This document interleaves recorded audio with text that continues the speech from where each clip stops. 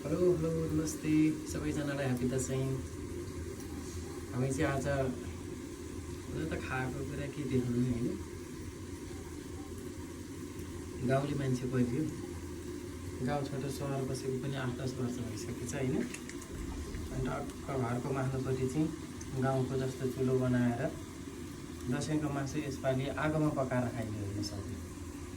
ग्यासमा पकाएको भन्दा आगोमा पकाएको मासुको टेस्ट बडो मिठो हुन्छ, हजुरहरूलाई पनि थाहा छ त्यो होइन। अनि यसरी टक्क होइन खसीको मासु झिरुन्दै आगोमा यसरी मजाले मासु पाक्दाखेरि कस्तो मिठो छ होला हजुरहरूको है। सबैजनालाई ह्यापी दसैँ। अनि कुन कुन फिल्म हेर्नुभयो तपाईँहरूले?